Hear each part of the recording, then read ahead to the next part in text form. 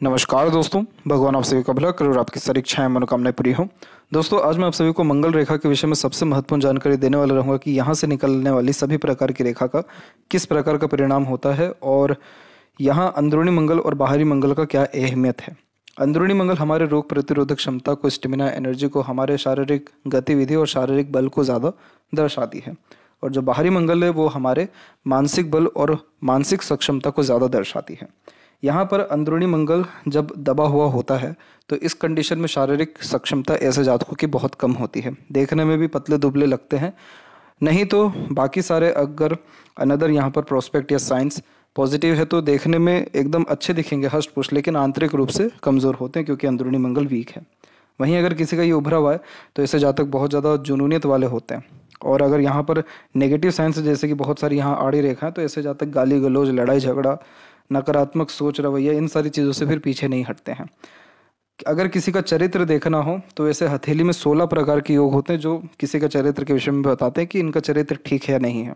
लेकिन उन 16 में से सिर्फ 10 यहाँ पर योग ऐसे निर्मित होते हैं मंगल के क्षेत्र में जो सीधे सीधे दर्शा देते हैं कि कौन व्यक्ति चरित्रवान है या नहीं है। इस विषय में आगे बात किया जाएगा, लेकिन यहाँ सबसे पहले ये जान लीजिए कि यहाँ से जब कोई रेखा निकल के गुरु के क्षेत्र में जाए यानी फर्स्ट फिंगर के नीचे, तो इस कंडीशन में ऐसे जातक अपने जीवन में बहुत ज़्यादा ही मेहनत करके, बहुत अपने जीवन में जो है पराक्रम और परिश्रम करके अपने सारे इच्छा मनोकामनाओं को सिर्फ और सिर्फ खुद के दम खम से पूरा करते हैं। गुरु यहाँ पर एम्बिशन हो जाता है और मंगल यहाँ पर आपका बल हो जाता है यानी आत्मबल।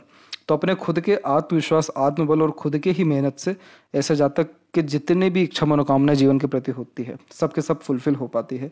बस कंडीशन ये होना चाहिए कि रेखा सीधे स्पष्ट रूप से मंगल, यहाँ पर मंगल से निकल के गुरु से कनेक्ट हो जाना चाहिए। अगर ये रेखा जा रही है और इसके बीच में कोई मंगल की रेखा और दूसरी काट गई या हृदय रेखा आकर के ज्वाइंट कर गई इस प्रकार से, तो ये योग फिर सही नहीं होता है। यानी ऐसे जातक का तब भी इच्छा मनोकामना पूर्ण होगा, लेकिन बहुत संघर्ष के बाद होगा, आसानी से नहीं होगा। और अधिकतर मामलों में ऐसे जातकों में थ्रॉट नहीं तो लंग्स के रिगार्डिंग प्रॉब्लम या कुछ ना कुछ तकलीफ परेशानी देखने को मिलती है। ऐसे जातकों को सबसे ज़्यादा जो लाभ है वो जन्म स्थान से दूर देखने को मिलता है, और इन लोगों में लीडरशिप क्वालिटीज़ भी बहुत अच्छी मानी जाती है। इसके अलावा जब यहाँ से रेखा निकल के आपके शनि के क्षेत्र में जा रहा हो तो यह बिल्कुल भी ठीक नहीं माना जाता। मंगल और शनि की युति जो होती है वो कुंडली में भी हर तरीके से खराब होती है। वैसे ही हथेली में भी इस युति के अंतर्गत ऐसे जातकों का एक्सीडेंट होना, नहीं तो मैरिड लाइफ बहुत ज़्यादा इश्यूज़ होना, डिवोर्स के 95% के आसपास में केसेस जो देखने को मिलते हैं उसमें ये रेखा की अवेलेबिलिटी होती है। नहीं तो एक और दूसरी रेखा होती है जो माइंड और यहाँ पर आपकी लक लाइन को काट करके जाती है।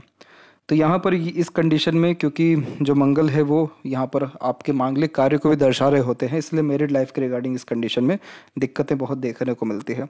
ऐसे जातकों के जीवन में बचपन इतना संघर्ष में होता है जिसका कोई हिसाब नहीं है। ऐसे जातकों के अगर इनके बचपन के बारे में पूछा जाए तो ये लोग बताते बताते रो भी देते हैं, और इतना ज़्यादा नकारात्मक इनकी प्रतिक्रिया निकलती है बचपन के रिगार्डिंग या फिर उसके बचपन के जो इवेंट्स उसके रिगार्डिंग कि ये लोग एकदम झकझोर जाते हैं अपने खुद से ही अंदर से। बचपन में ही ऐसे जातक इतना कुछ देख लिए होते हैं कि शायद ही कुछ देखना बाकी रह गया हो। लेकिन इस प्रकार की रेखा उन्हीं लोगों के हाथ में होती है जिनके कर्म बहुत बड़े खराब यहाँ देखने को मिलते हैं, या जिनके जीवन में संघर्ष जो है बहुत ज़्यादा देखने को मिलता है। ऐसे जातकों के जीवन में संघर्ष 35 की उम्र तक मिनिमम रहता ही है। 35 के बाद में जाकर के स्थिति सब के सब ठीक होगी। अदरवाइज 35 तक कहीं ना कहीं उठा पटक या जीवन में हर प्रकार के दृश्य या हर प्रकार की आप जो है एक्सपीरियंसेस अपने लाइफ में गेन कर लेंगे। माफ़ करिएगा, इस प्रकार के नकारात्मक तत्व तो बताने का कोई मंशा नहीं है, लेकिन ये इसलिए बताया जा रहा है कि अगर किसी के हाथ में यह अगर है तो वो जातक क्या रेमेडीज़ कर सकते हैं। वैसे तो पूरी हथेली को देख करके ही रेमेडीज़ दिया जाता है, इसलिए किसी भी वीडियो में प्रॉपर रेमेडीज़ के बारे में चर्चा नहीं किया जाता, क्योंकि सबके रंग और सबकी यहाँ रेखाओं के रिगार्डिंग अलग अलग देवता या अलग अलग यहाँ गंधर्व या फिर अलग अलग प्रकार की क्रिया का सजेशन दिया जाता है। लेकिन आमतौर पर ऐसे जातकों को हमेशा हनुमान जी के शरण में रहना चाहिए, हमेशा लोगों को पानी पिलाते रहना चाहिए और निस्वार्थ भाव से किसी भी मंदिर में सेवा करना चाहिए। और जो इमरती होती है या जलेबी होती है, क्योंकि इसमें शनि और यहाँ पर आपके मंगल दोनों मिल जाते, मंगल मीठा हो गया, शनि तेल हो गया, तो इमरती या फिर ये जलेबी 4 की संख्या में हमेशा जो है शनिवार के दिन और मंगलवार के दिन किसी को खिला दिया करें। तो इससे भी इन सब प्रकार की अगर प्रॉब्लम आपको आ रही है, बहुत जल्दी इन सब से छुटकारा या कहीं ना कहीं इन सब से सहूलियत आपको देखने को मिलने लगेगा और धीरे धीरे कर जो भी आपका ऋण है वो भी यहाँ पर ख़त्म होता देखने को मिलेगा। तीसरा योग यहाँ पर निर्मित होता है जब यहाँ से रेखा निकल के सूर्य को टच करे, तो यह भी बिल्कुल सही नहीं माना जाता है।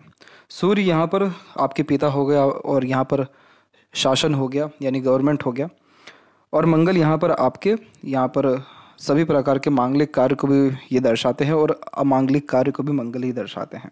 मंगल सूर्य की इस प्रकार की युति कभी भी सही नहीं मानी जाती है। मंगल सूर्य अगर यहाँ पर आपके जो है मस्तिष्क रेखा से होते हुए अगर जा रहा है तो ये बहुत अच्छा योग निर्मित कर देता है।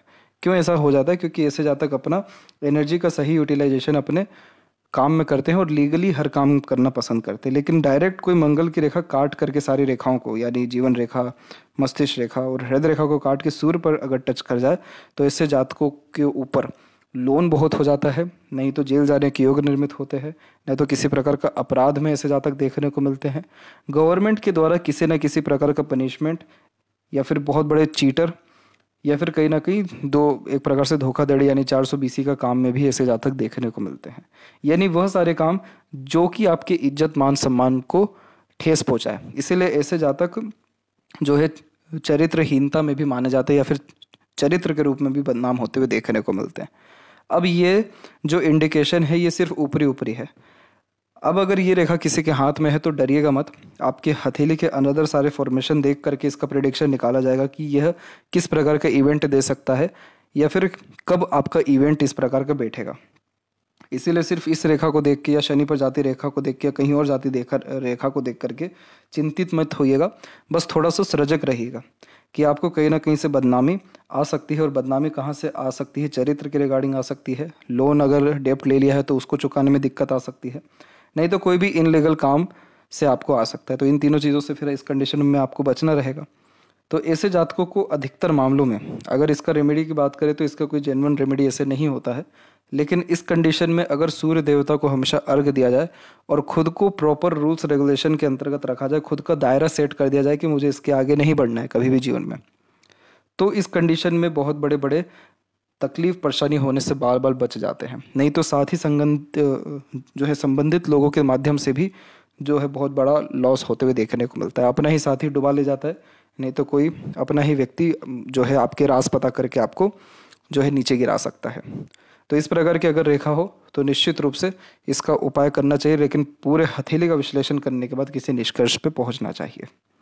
इसके अलावा अगर मंगल से रेखा निकल के आपके बुध पर्वत पर टच कर जाए, हालांकि ये कॉम्बिनेशन बहुत ही कम देखने को मिलता है, अधिकतर मामलों में यहाँ से निकली रेखा हार्ट लाइन को टच करती है, बुध पर बहुत कम ही पहुँचती है। लेकिन तब भी कुछ केसेस में ये देखने को मिला है कि जब ये सीधे के सीधे बुध तक पहुँचती है तो ऐसे जातकों को 100% इनके किसी सगे के कारण धोखा मिलता है, और वो भी व्यापार में मिलेगा।